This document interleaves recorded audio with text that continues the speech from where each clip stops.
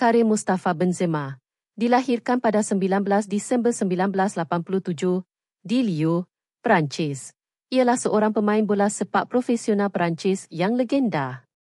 Secara meluas dianggap sebagai salah seorang penyerang terhebat generasinya dan salah seorang penyerang paling lengkap dalam sejarah bola sepak. Beliau diraikan kerana permainan pautan yang luar biasa, pergerakan yang cerdas, penyudah yang klinikal, dan konsistensi yang menakjubkan. Beliau paling terkenal dikaitkan dengan kelab Sepanyol Real Madrid, di mana beliau menjadi legenda kelab dan juga pernah bermain untuk pasukan kebangsaan Perancis.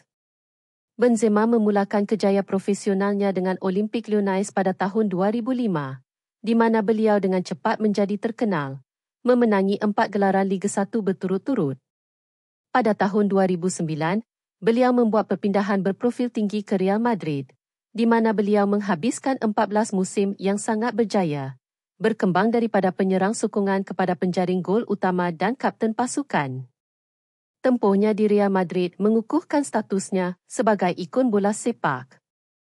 Pencapaian utama dan sorotan bersama Real Madrid termasuk 5 gelaran Liga Juara-Juara UEFA, 4 gelaran La Liga, 3 Copa del Rey, 4 Piala Dunia Kelab FIFA, 4 Piala Super UEFA. Ballon d'Or 2022 kemuncak kepada persembahan individu luar biasanya, terutamanya selepas pemergian Cristiano Ronaldo dari Real Madrid. Anugerah pemain lelaki terbaik UEFA 2022.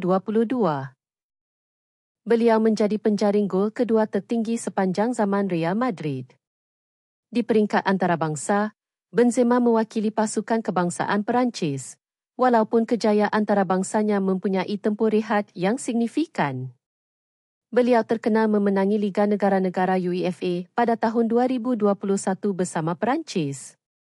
Selepas meninggalkan Real Madrid pada tahun 2023, Benzema menyertai kelab Liga Pro Saudi, Al-Ittihad. Kejayaannya adalah bukti kepada kebolehsesuaian, jangka hayat di peringkat elit, dan keupayaannya yang luar biasa untuk sentiasa berprestasi di bawah tekanan yang besar, mengukuhkan tempatnya di kalangan pemain bola sepak terhebat sepanjang zaman.